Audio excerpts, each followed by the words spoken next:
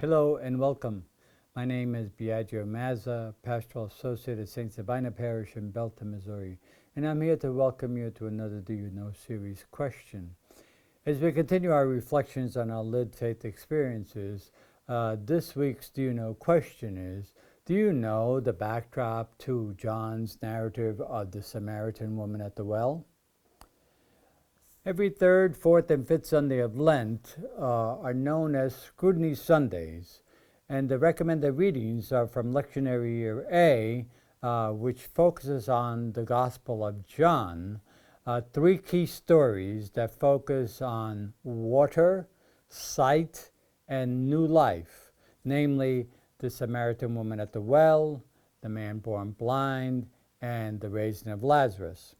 Now, Scrutiny Sundays are opportunities for catechumens and candidates to scrutinize their lives, asking God to lift from them any obstacles that would prevent them from full commitment to Christ.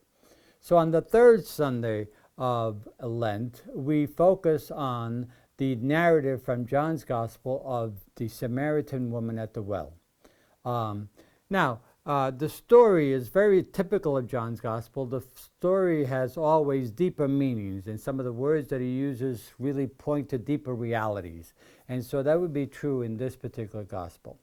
From the very first moment of the narrative, we realize that Jesus has to travel through Samaria. Now, technically speaking, he didn't have to, but it seems that this is a conscious choice on Jesus' part to travel to Samaria, which would be the place of a despised people by the Jews. This was a despised group of people that the Jews did not like. And he chooses to encounter this despised group. In other words, because his mission, the way he understood his mission, is to break down boundaries, and to bring God's reconciling love to all people. And so as a result, he chooses to encounter a woman at a well, which again would have been really countercultural at that time, in the sense that no man should speak to a woman in public like this, especially a foreign despised woman, namely a Samaritan. And so as a result of this, he breaks down the boundaries of the male-female relationship. Because Jesus' world, to be honest with you, like ours, was really caught up in racial, ethnic, gender divisions, and so on, that really tore the communities apart. Jesus came with a reconciling mission and so on. He offers her, right up front, living water. Now, oftentimes, living water is misunderstood to mean what it means, but living water meant flowing waters from a spring, but in this particular case in John's Gospel, it has deeper meaning, indicating the principles of the spiritual life that Jesus is offering us. Right? Typically in this story, the woman is pictured as a sinner because of two particular details. One is that Jesus questions her about her 5 husbands and her current husband. And secondly, that she shows up at noontime when most women would show up at the well at early morning. But really, what we're talking about here is nothing having to do with her moral life. She's never referred to as a sinner. Rather, the 5 husbands is a kind of historical narrative with regards to Samaritan who had worshipped other gods.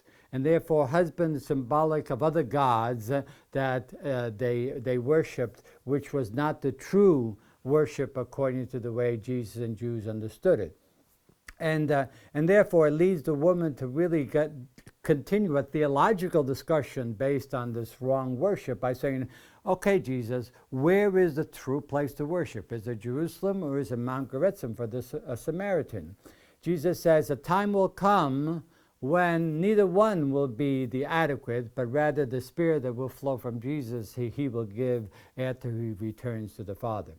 Coming at noon, by the way, is not, again, an indication of somehow that she was ashamed to come when the other women came, but rather coming at noon is symbolic of the light and the openness that she has with regards to listening to Jesus and being attuned to what he has to teach her.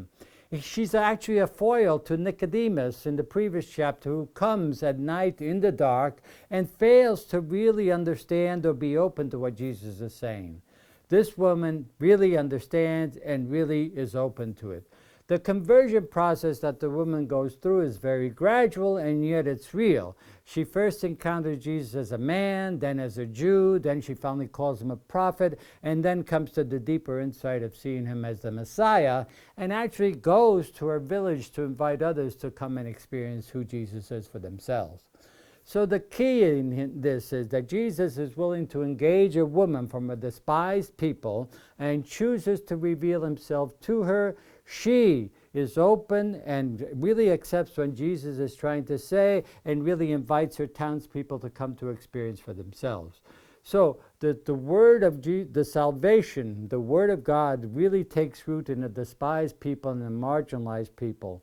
Pope Francis continually challenges us as disciples to go out to the margins to offer God's love, hospitality, care, and concern for people on the margins. And therefore, the key to all of this is that the reconciling mission of Jesus is essentially to break down boundaries. So I hope this has helped to explain just a bit of the background of John's gospel narrative of the Samaritan woman at the well, and I hope you'll return again as we continue to explore the Scrutiny Sunday readings. Thank you very much.